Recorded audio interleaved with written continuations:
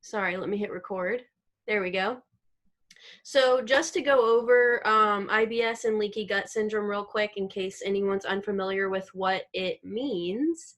It occurs when there is increased permeability of the intestinal lining. And so what happens when there is increased permeability of the intestinal lining is that toxins, things that we normally rid through our, waste sources, can leak before they get there. Also, things like food particles that weren't properly chewed all the way and haven't had a chance to go to their sources can leak into the bloodstream, and that's really not good. So leaky gut syndrome and IBS, although they come with some pretty hellish symptoms themselves, you really have to implement some preventative measures as well, because some things that can occur are a buildup in the liver, a buildup in the lymph system, etc., and then that can cause so many more issues. So this is why this is such a big thing to address. The one cause, or like the main cause for both of these, is not well known. However, what most people think, and once you start to get into the vagus nerve and just the whole digestive tract period, it starts to make a lot of sense that stress, depression, anxiety, etc., and digestive issues really go hand in hand, and it's very tricky because one causes the other and vice versa. It's that gut-brain connection.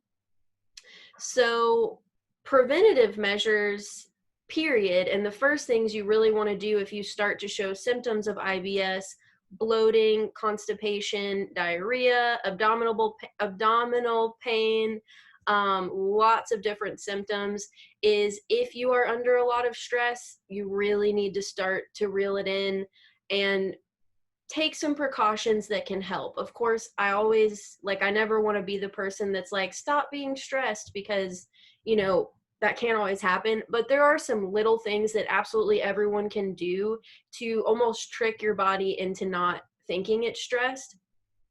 One is going to bed on time at the same time every night.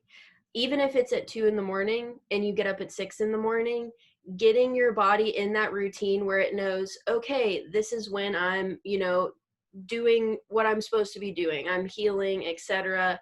Rather than it having to constantly figure out what you're doing that day and how to keep up with it. So going to bed at the same time, waking up at the same time, giving your body some dependable actions to rely on. That is the bottom line right there. So even if, you're stressed, work is crazy, life is unpredictable, just hold on to some of those predictable things because your body really needs it. Of course, you can be taking herbs for that as well, but it's really important with IBS and leaky gut syndrome that you're not doing that cycle of, I'm going to take, herbs that help with stress and digestion, because you might be like keeping it controlled, but you're not going in and fixing it. And what I mean is, if you are a heavy drinker or a partier, or you binge on junk food sometimes, don't do all those things and then like take your herbs in the morning and, fingers crossed.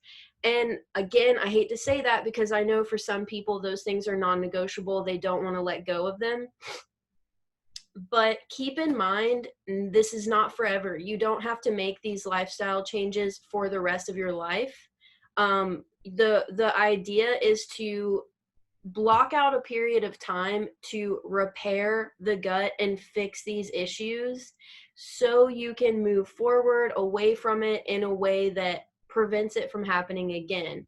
But you don't have to do crazy things like elimination diets and taking like 15 different vitamins a day and changing your lifestyle completely forever. Just give yourself and give your body a couple months to really restart, regenerate, and get that mucosa back on track, that microbiome back on track, and it will change the rest of your life. I know it's hard to ask, but a couple months in the, scheme of things is really a small blip. So I wrote down some notes of what would be my approach to IBS, leaky gut, and then we'll get into more specifics of like some foods and herbs that you could take. So we kind of just went over the first step, which is to remove some of the problem, remove the pathogen factors, whether that be excess yeast like candida, parasites, bacteria, gastric irritants like alcohol, caffeine, and drugs, food allergens and sensitivities. If you know your body doesn't respond well to dairy or gluten and you're eating an excess of it, that could be a contributing factor. Identifying what these are is very important, and avoiding an accumulation so that you don't trigger a response. The second step is to replace. Where there is weak digestion, you need to be integrating digestive enzymes. And so that's where we're going to start getting into some supplements that your body will have been depleted from because of some of those contributing factors. So we're going to just need to like rebuild that gut lining, rebuild the mucosa, etc. And you might need some assistance with supplements. And so that's where replace comes in. Replenishing the good bacteria in the gut with a good probiotic supplement and prebiotic rich foods and herbs. I'm actually working on a prebiotic broth recipe that I'll be posting to Patreon soon, that really goes into inulin rich herbs, soluble fiber rich herbs, prebiotic rich herbs, and really kind of all three of those go hand in hand. So making this prebiotic broth in big batches, keeping it in the freezer, and trying to drink some of it daily or make your meals from it would be really incredible for someone with IBS or leaky gut, just to be constantly getting that inulin, that soluble fiber, and those prebiotics in the gut. I will post a good probiotic for IBS and leaky gut. Let me see. I'm pretty sure I put it in my notes for you.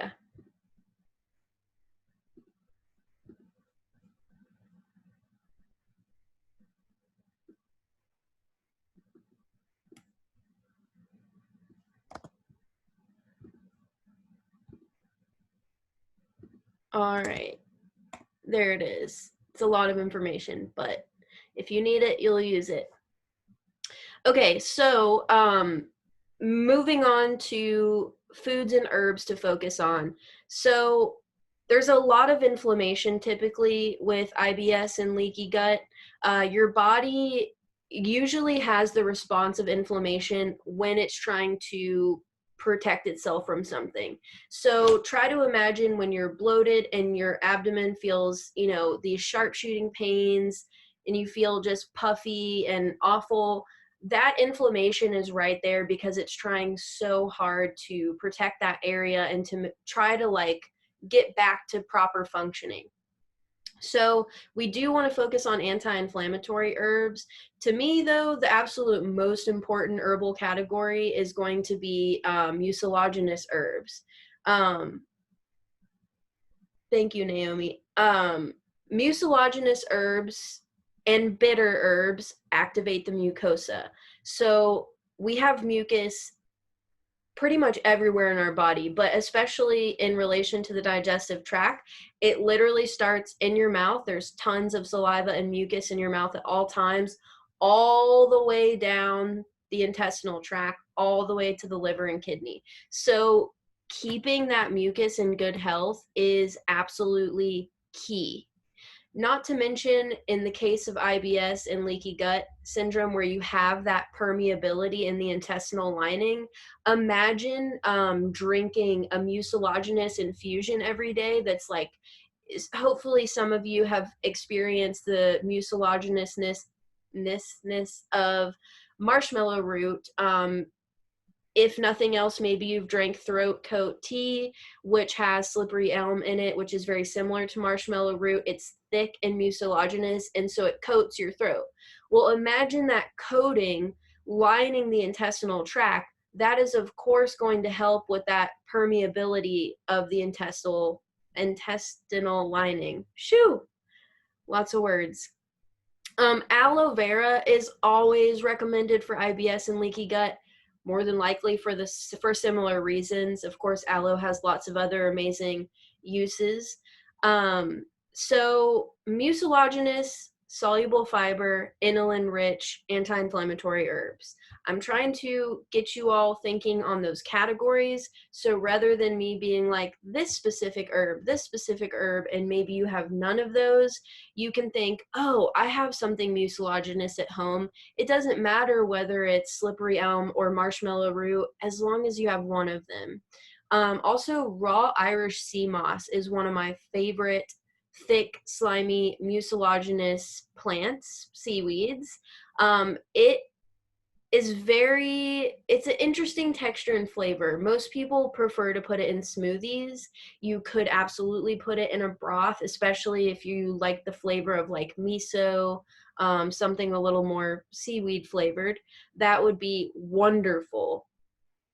Burdock and Jerusalem artichoke. And these are two things that, yes, they're herbs. You could enjoy them in a capsule or a tincture, but get some burdock and Jerusalem artichoke from an inter-Asian market or from a local farmer and cook with them. Those are things that will also be options for this prebiotic broth that I'll be posting about soon. In the springtime, we see a lot of soluble fiber-rich herbs. Some examples are plantain, violet, chickweed, and cleavers.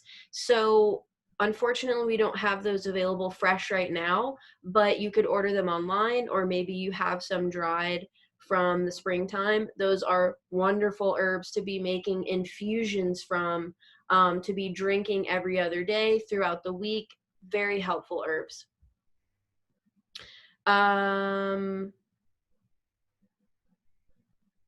A good probiotic, of course, which we already mentioned.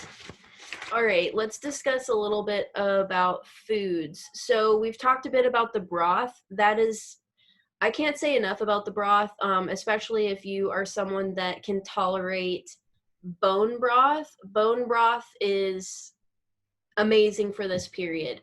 I'm actually helping a friend who has IBS right now, and some things that we're doing for her is I'm helping her to make her own giant batch of bone broth, and we will be making the prebiotic bone broth by adding some things like shiitakes, burdock, the Jerusalem artichoke, and some other soluble fiber prebiotic herbs in there. Huge batch that she can freeze, and she can either heat up a cup and just drink it, which is one of my favorite things to do. You can add some kraut juice or some kimchi to get some extra probiotics in there. It's really yummy, especially in the winter. I love drinking hot things all day long, and so occasionally I will swap out coffee for the broth.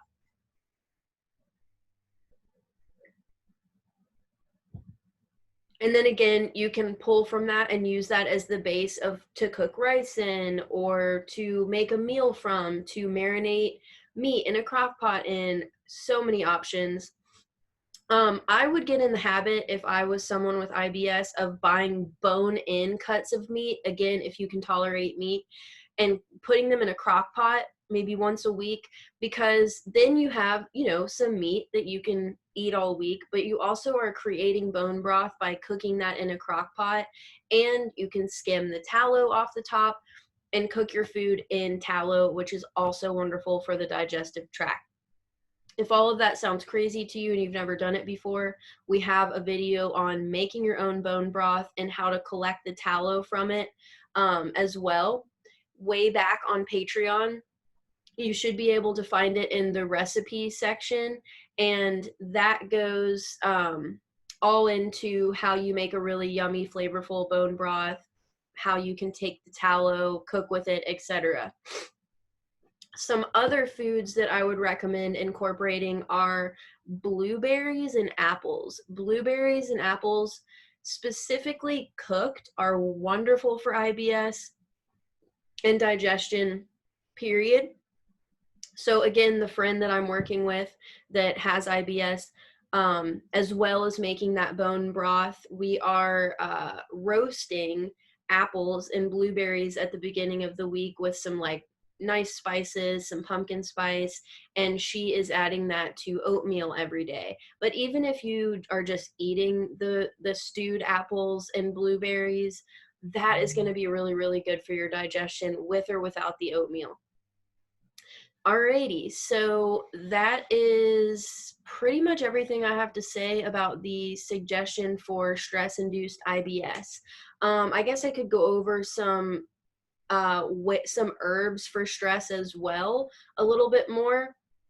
We've got some videos on this probably 2 months ago. I've got a video called How to Let Herbs Change Your Life, and there's another video right around that one where we really go into certain supplements that you can be taking, herbs you can be incorporating really easy to help your body prepare for high levels of stress, to be better adapted for it, so that every time you are under high stress, it doesn't create this cycle of, you know, poor digestion, potentially toxin overload to the livers or kidneys or lymphatic system, therefore weakened immune system, et cetera, et cetera, et cetera. Which I feel like we didn't go super far into that. So let me actually reel it back in. There was one thing I missed. So I feel like if you've been here since the beginning and you just heard me talk all about IBS and leaky gut, it might have been very overwhelming, and I'm about to make it way more overwhelming, so my apologies. But very important, if you are someone who potentially has it, especially this time of year as we're gearing up for winter, remember thinking about the permeability that we see with IBS and leaky gut syndrome. An important thing to note when dealing with those is the detox pathways, which I mentioned. The liver is responsible for breaking down all substances passing through the intestinal tract that come to it via the portal system. This is to protect the other tissues and organs from exposure to potentially toxic proteins. If the liver is unable to neutralize toxins, they are returned to the blood, then the lymph, and eventually connective tissue. So this is a very, very dangerous place for untreated IBS and leaky gut syndrome. So even though I probably just scared you a little bit, if you are doing any of these things that we talked about, you are much less at risk for that happening. I just bring this up to explain kind of how all these systems of the body work together. So if you're having digestive issues, you just really want to make sure that you can at least detox these toxins properly. Let me make sure I didn't miss anything else.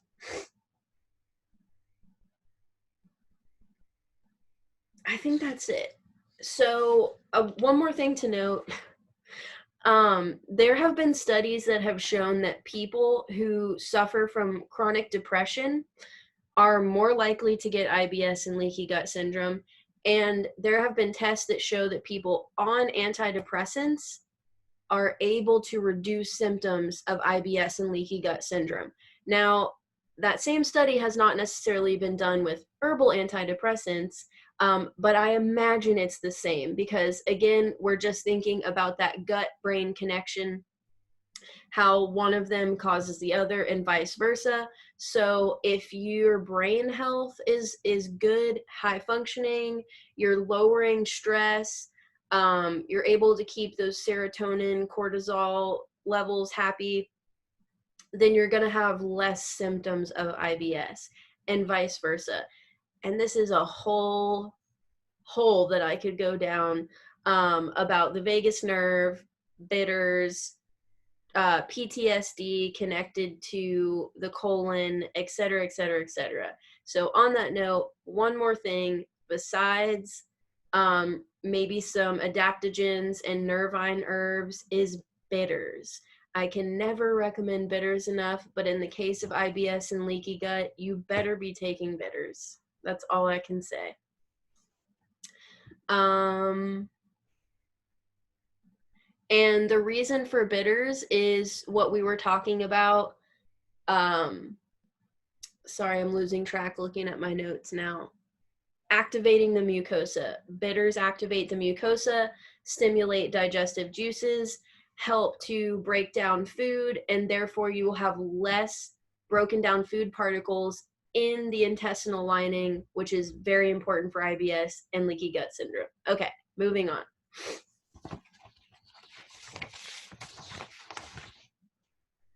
So the next question is, I would love for you to talk a little about oils, when and why to choose certain oils, shelf life, and rancidity. Alrighty, 1 second here.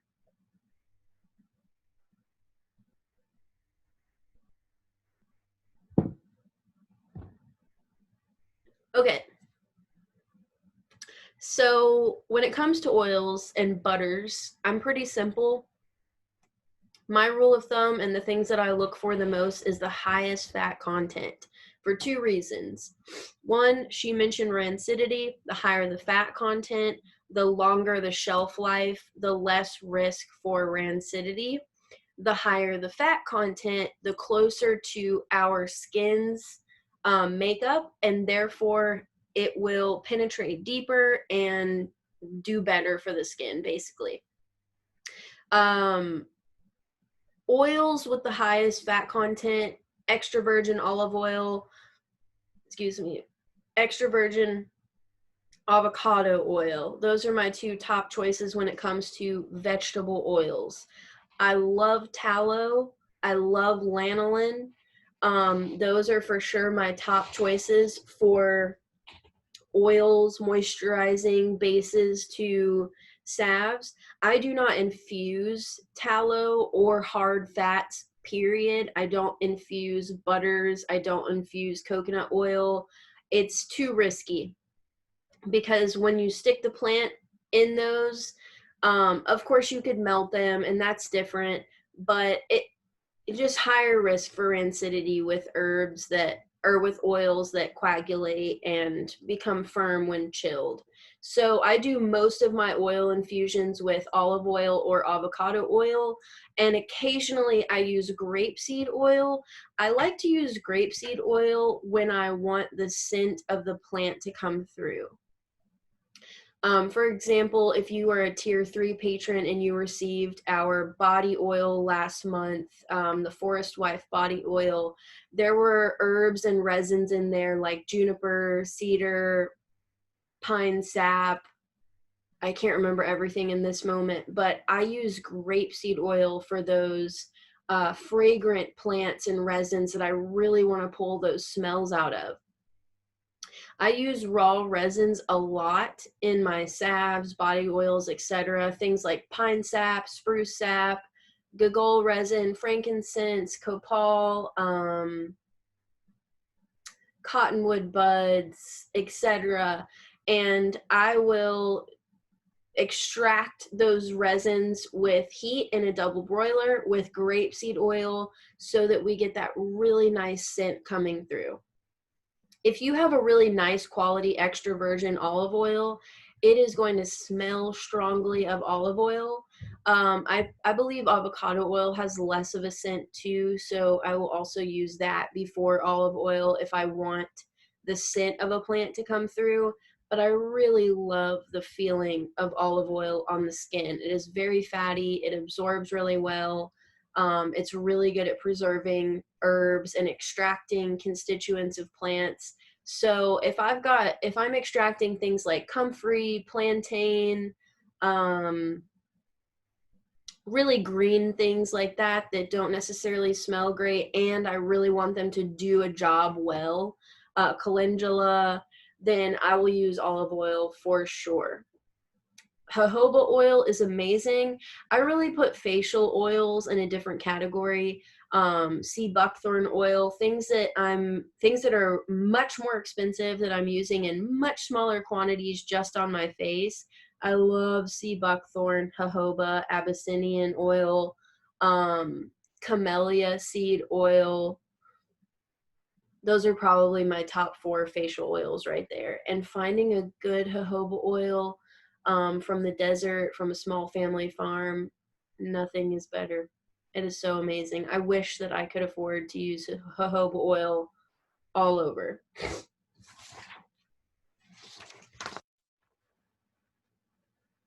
I'm curious about processing dried herbs, including creating cut and sifted herbs similar to store-bought and powdered. I typically just tear mine up into small pieces with my fingers, but it would be nice if there was a way to get it more consistent and smaller. Thanks.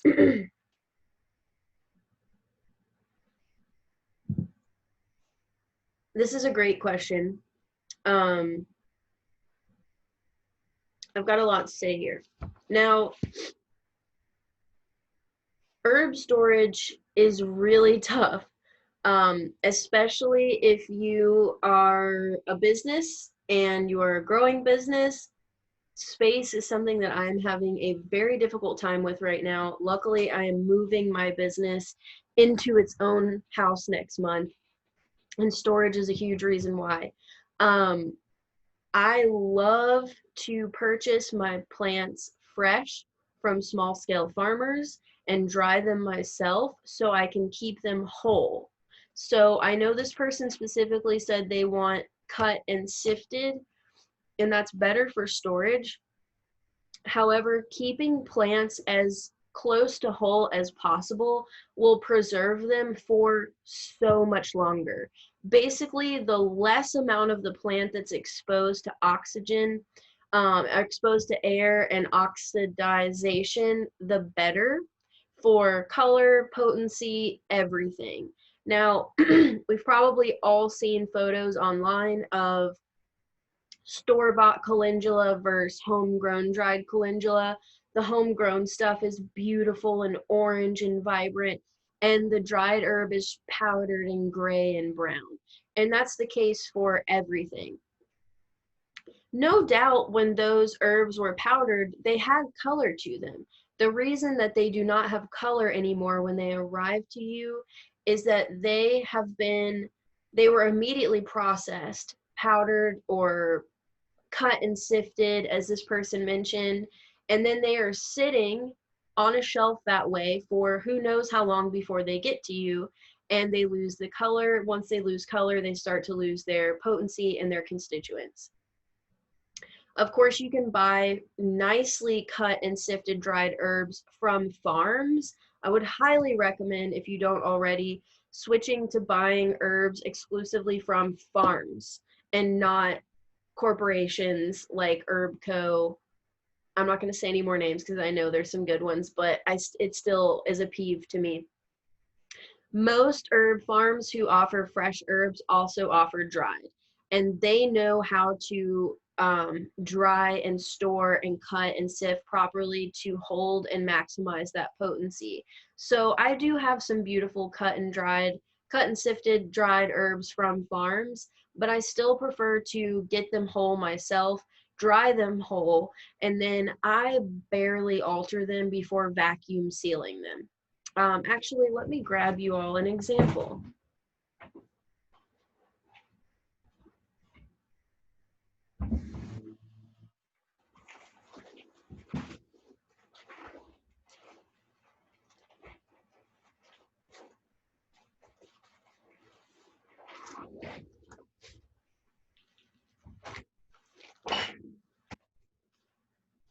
This is how I store my herbs. And basically, this was pretty much the length of the plant. At most, I might take a long stalk, like let's say mountain mint, and fold it over. I will wrap it in paper so that it doesn't poke through my vacuum seal bags, and I will vacuum seal them. This maintains potency, color, freshness, and smell like absolutely nothing else will give you with dried herbs. So that's how I do it. Now, if you want to cut and sift and keep them in small jars on your shelf, I understand. That's really nice for storage. It's also like already ready to go when you're ready to pour alcohol or oil over it or make a tea from it. but waiting to process your herbs until just before you're going to use them is the absolute best thing to do. One more thing I'll show you is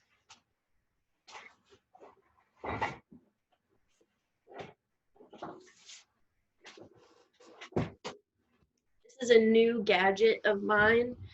This is a Chinese industrial herb grinder. You can find these everywhere on Amazon, Chinese herb sites, Ayurvedic sites even, like a lot of places carry them. This is for powdering herbs. I'm going to do a video on this soon because there are certain herbal oils where I will powder them first and then percolate them. And I will do that with certain tinctures too. It's not the right way, it's just another way. It's not the wrong way either.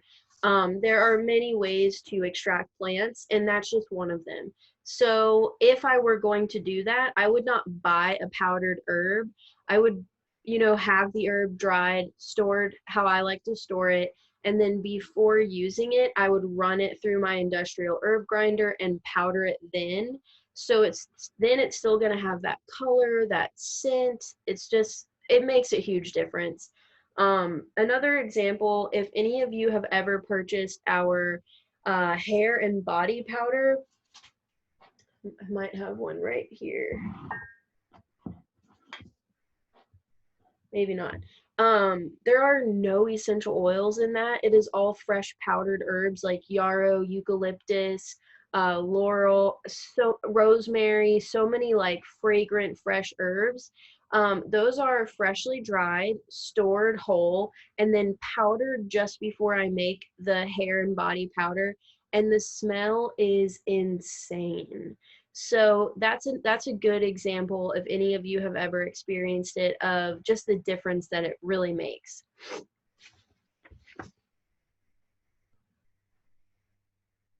So yeah, just to answer that question of more consistent and smaller, of course you can use a coffee grinder, but an industrial herb grinder is really going to be your best bet for actual powdering. However, the coffee grinder will give you more of that cut and sifted that you're looking for, whereas the industrial herb grinder will straight up powder it. But what you're doing right now with tearing it up into small pieces with your fingers, that's my favorite way. So nothing against that. All right, next question. So we've got a couple questions about hydrosols, specifically hydrosols without a fancy distiller. Can you use hydrosols as part of a mouthwash? I have an essential oil blend I dilute currently, but it's way too expensive to keep buying. I'm going to stop there and answer that question before reading the rest. This is another video and a lot of videos I need to post one day about mouthwash. It's actually not great to use essential oils. I know you're diluting them in your mouth, but it is still going to throw off the pH, which this person, I will be answering another question where I really dive into pH. So even super, super diluted, the essential oils are still too strong for our oral microbiome. So this is going to seem a little contradictory because I'm going to recommend alcohol being diluted, but it's a little bit different. There's a lot of information right now about essential oils in toothpaste and oral health. Actually, you know what? I'm going to recommend this to everyone right now. Organic Olivia released a podcast last week on oral health, and it was phenomenal. Very, very good. And they go into why not to use essential oils, essentially, as well as other ways to keep up with the oral microbiome. Now, my oral rinse that I absolutely love, called Swish, it comes in a 2-ounce bottle, is tinctured herbs, and you dilute them quite a bit. You can either use the concentrate and a couple drops on your toothbrush, or you can take a full dropper to an ounce of water and swish it around. And so I also like this because if you are getting in the habit of tincturing herbs at home, then you probably have some herbs that are really great for oral health. Mountain mint is one of my favorite choices for oral health. It's a wonderful oral herb. So is its cousin horehound. Yarrow is another one of my favorite oral health herbs. Myrrh is incredible. And if you don't want to use alcohol, you can use oil. I have nothing against oil pulling. I personally just prefer this method more, but you could infuse all of those same herbs into some MCT oil to swish in your mouth that way. And both of these options should be much cheaper than what you mentioned. But to answer your question specifically, yes, you can use hydrosols. And that's actually a really great idea. If I had a really big still and more time on my hand, I would maybe make a hydrosol of all the herbs that are in my oral rinse, the yarrow, myrrh, propolis, and mountain mint, and spilanthes. And maybe I would mix it into my Swish oral rinse or use it on its own. But yeah, that's actually a great idea to use hydrosols as a mouth rinse. So the next part of that question, wondering about the uses of hydrosols for self-care things in general, looking to spend less money on outside products when it's not necessary, but I'm also trying to get away from DIYs, predominantly using essential oils. We have talked about this a bit before, but I'm definitely interested in knowing more, especially since I would like my house to be pet-friendly soon. This is a great question. I do think you're on the right track with hydrosols being a good way to do this. For example, I use a lot of hydrosols to freshen the air in my home. Another thing that I like to do to freshen air, curtains, etc., is smoke. I love using smoke bundles for this way. Using antimicrobial herbs like yarrow, eucalyptus, even mountain mint, sage, things like that.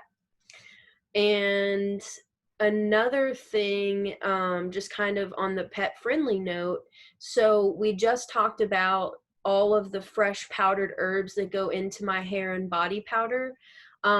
We actually use that same blend on our carpets and furniture as a vacuum powder. And it's very pet friendly because it's just herbs and a little bit of cornstarch. And if you all haven't used a vacuum powder before, the weight of the powder helps the vacuum to pull up the stuff underneath it. It also helps to freshen that up. Putting those fresh herbs on, carpets and furniture, those antimicrobial herbs is going to be really good for helping to keep the house clean and free of bacteria. So smoke, powdered herbs, and hydrosols, those are all really great options. Infused oils and infused alcohols as well. And then witch hazel is another great one, especially as far as self-care products.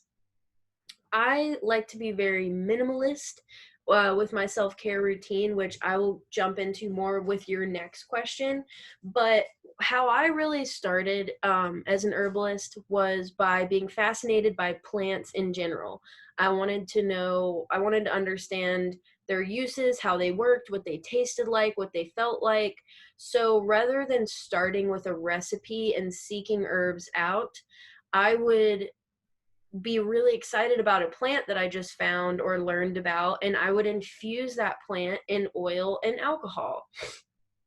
So let's just say in the springtime, you go out and you forage violet, chickweed, cleavers, yarrow, and you want to experience those plants. Well, you might dry them so you can figure out exactly what you want to do with them later.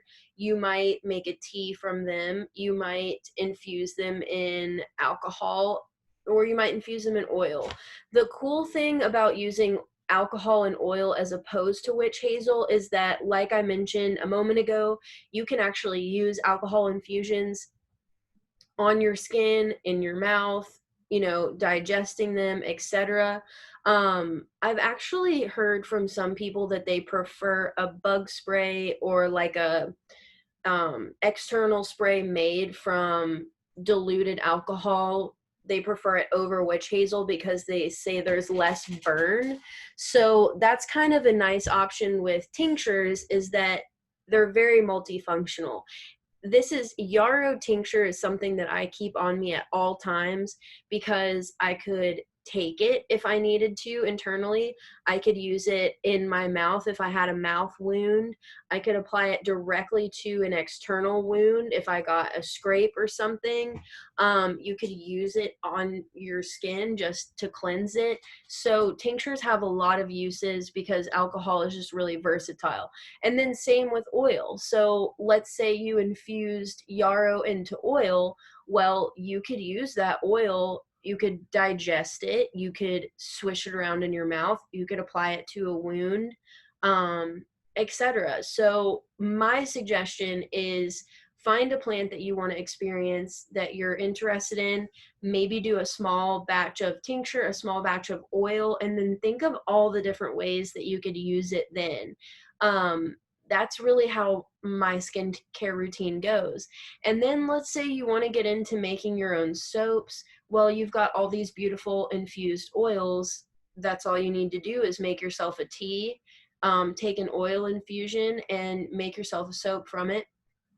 So I think that moving into a more natural skincare without essential oils could be very easy for you to do. I would just start collecting some herbs. Maybe if you're watching one of the monthly plant walks and something really speaks to you, go out and harvest some, dry it, and think about how you want to use it. But I would definitely, keep maybe some olive oil, some 100 proof alcohol, and some witch hazel in the house to start kind of making a few things for yourself. The next question, I'm really interested in knowing more about why soap is harsh on the skin. Aside from using it to wash my hands, of course, how can I begin to use a more minimal skin routine that is healthier for my skin's microbiota, apart from paying the most attention to my gut, which is, of course, the most important for this? Good question and good verbiage. So this is going to be the across the board for soaps, surfactants, anything like foamy and stripping, detergents, essential oils, anything really, really strong like that. So the best way to visualize this is our bodies produce oil naturally. Our hair gets greasy, our skin gets greasy, or maybe we have an underabundance of oil and our hair and skin get dry, and then we need oil to moisturize it. Our skin doesn't produce soap, right? I know that's a weird way to put it, but think about your skin. Think about why it produces oils. Why our hair and skin produce oils. That is a natural thing that's occurring, so there's likely a reason for it. When you use soap, and let's just be dramatic and think about the awful face washes that you used in high school that stripped your skin so much that your skin was like so tight and dry that like a overhead fan was on and it was like that is so bad for you. And again, dramatic example, but that's what soap is doing too. And that is why if you had acne in high school and you used one of those crazy cleansers, afterwards you would be like, wow, I don't see the acne anymore, because it literally shriveled up and went back underneath the layer of your skin. Well, then your acne got worse because a couple days later, when your skin started to produce oils normally again, that zit was still there and it came back with fury. Surely all of you have gone through this, or maybe you've just had naturally amazing skin your whole life. Soaps strip. They have detergents in them. Now, natural soaps will help a lot. Buying soaps made from an herbalist or like the Zumi brand in stores that have oils and herbs in them, and don't have any surfactants and like extra foaming agents, that's going to be a lot better. But I still use soap very minimally because it disrupts the pH on your skin. And this is the same for your hair as well. To me, skin and hair care, the idea behind it is supporting that natural pH, supporting that natural rhythm. If you are someone who's in a routine excuse me, of washing your face and hair because it's getting greasy, then what you are doing is treating the symptoms and not the problem. So, I mean, of course, 2 weeks after showering, your hair is going to get a little greasy. But some people, I have friends that shower every day, wash their hair every day. And I'm like, why do you do that? If I don't, I get greasy. You should not be getting greasy after a day. Nope. That is your skin and hair overproducing because you have disrupted the shit out of your pH.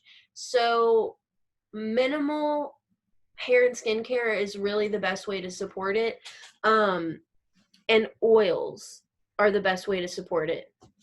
I've got a video on my Instagram TV about switching to natural hair care, and I really go into natural skincare on there too. So if you haven't already watched that, I would recommend watching that because I go way more into the hair and sebum production, etc.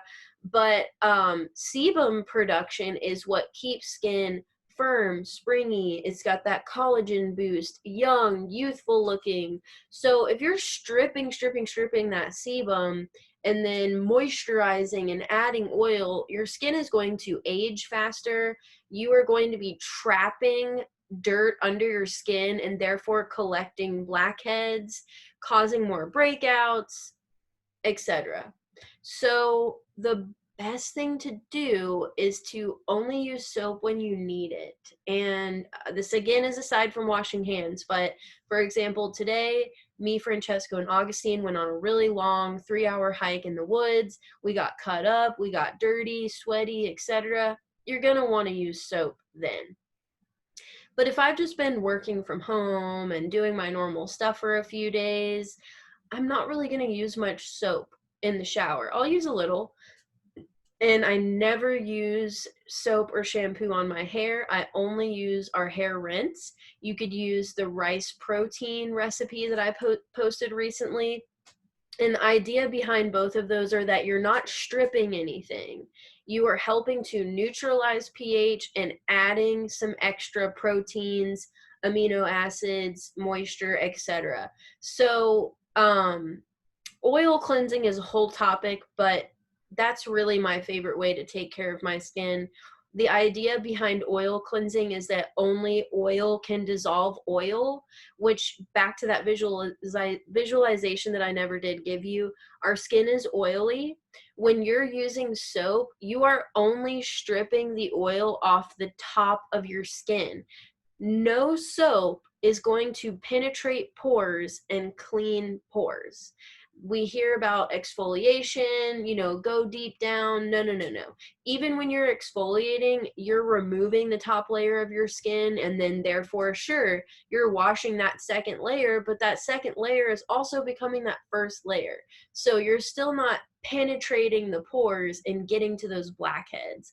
The only way to do that is with oil, because only light can dissolve like. So to oil cleanse, you're going to wet your face, use a little bit of warm water to just cleanse any potential debris from the top of your face. A cloth is really nice because you're, just breaking things up a bit. You're able to wipe away any sweat and makeup. But once you've, wipe, splash, taking an oil cleanser and massaging it into your face, really taking the time to massage, that is going to penetrate the pores and help to dissolve blackheads, grease, grime, etc. And then when you're done washing your face, rather than having that stripped feeling that's then trapped all of that underneath the skin, your skin feels like plump, light, moisturized, and you're actually going in and cleaning. So I also oil cleanse my entire body in the shower. A lot of cultures body oil. They oil their bodies from head to toe, including their hair. We see this especially in Ayurveda.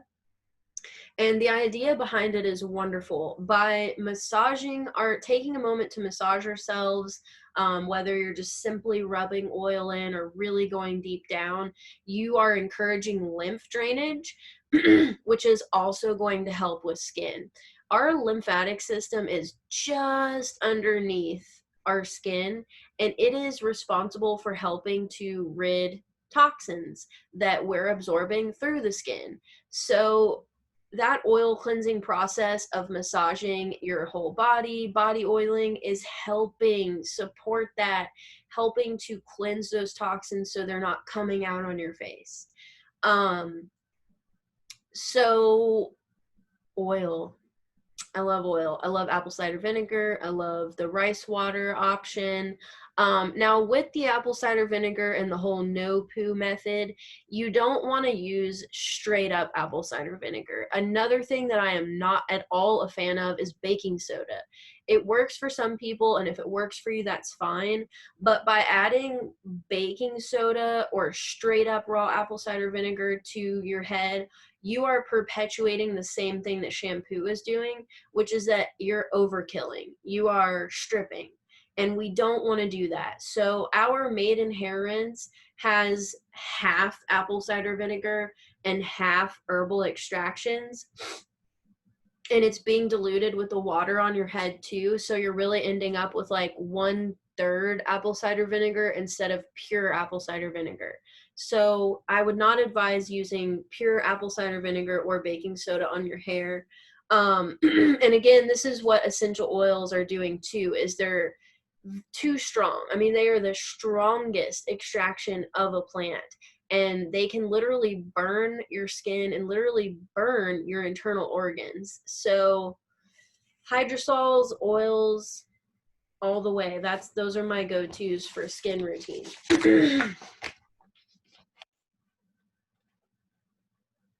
All right, so I'm on to the last 2 questions. So if anybody has any questions, please feel free to enter them in the chat. The last 2 questions are my favorite uses for goldenrod and my other favorite plants of the season, and how I celebrate the fall equinox. Hold on.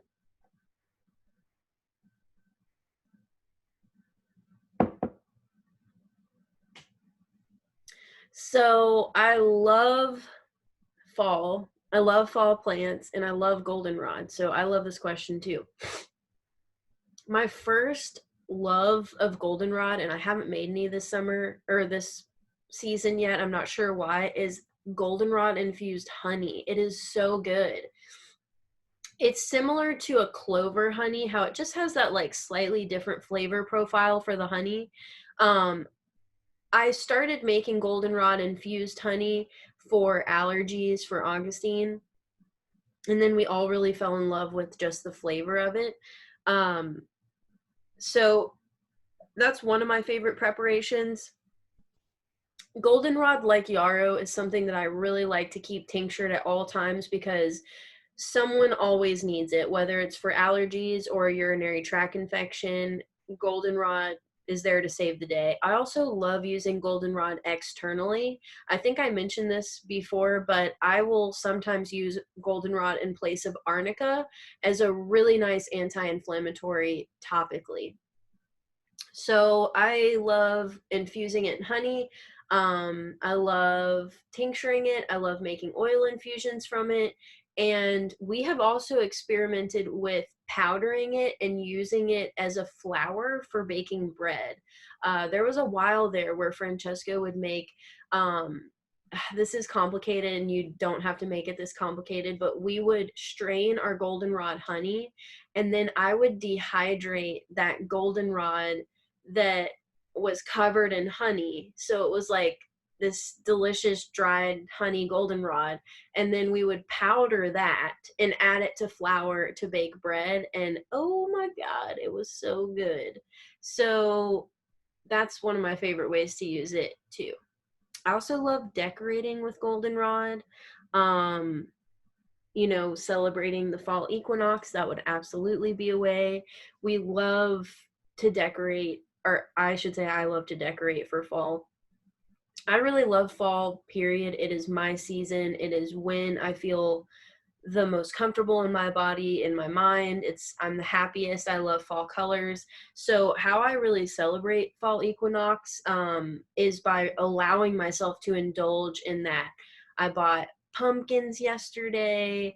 I've already got my pumpkin spice seasoning mix that I make every year. I add a little bit of reishi and some other herbs into it. And we use it to bake cookies, to add to coffee, for baking pancakes and waffles. I also will add it to honey that I'm then putting on everything. Love decorating. I've already got a fall wreath up, herbs hanging everywhere, just indulging. Um, Fall scented candles, sometimes just like boiling cinnamon sticks, star anise, cranberries, etc. in a pot, cedar, and filling the house with that delicious smell. And to finish the question of other favorite fall herbs, I love ironweed. Really, all my favorite herbs are fall herbs. Skullcap, I guess, is late summer, but lobelia is out everywhere right now. I go over 4 different types of lobelia in the plant walk that I'm currently trying to upload.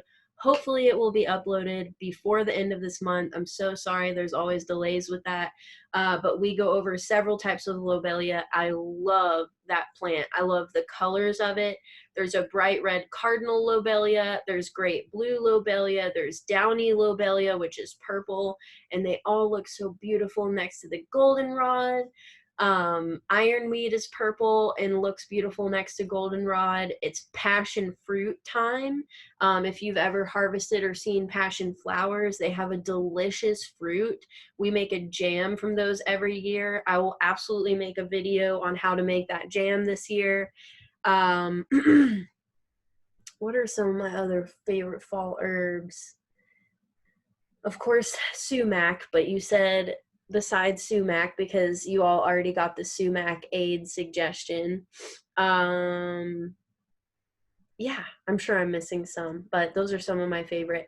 Other ways that we like to celebrate fall equinox, this time of year, we start to cook outside over a fire as often as possible. And, I know some of you don't have yards to do that, but if you have a porch or anywhere where you can set up a grill, even a tiny one, to cook over flame, I feel like fire cooked food is so special. It awakens something. It's delicious. It's very season specific. It just invokes a really nice feeling. Also, for other families out there, having a fire and cooking over fire is the absolute best way to have everyone together. No screens, no distractions, just really enjoying each other's company, enjoying the fire. Augustine loves to help stoke the fire. We're usually preparing the food that we're going to cook on the fire together. That's one of my favorite ways to celebrate. And then as far as specific rituals for the equinox, we always do the leaf ritual, where we will collect some of the prettiest leaves that we see and write little notes of things that we want to leave behind in summer, and then we will burn those in a fire. And then we will also write things on leaves that we want to bring into fall with us, new habits, new rituals, any sort of goals, etc. That's one of our favorite things to do. I also really love eating seasonal food. I know that's really simple, seasonal food and drink, but really trying to switch to things that are fresh right now. We love squash. We love apple cider. All those kinds of things feel really nourishing to the body right now. So that would be my answer. All right. How exciting is this? There was no breakups, no lags, no audio issues that I'm aware of. Very, very, very excited about that. It'll probably take me a little bit to get the recorded version of this up, but thank you so much for everyone who attended and asked questions. and have a lovely rest of your Sunday and a wonderful week. Thank you.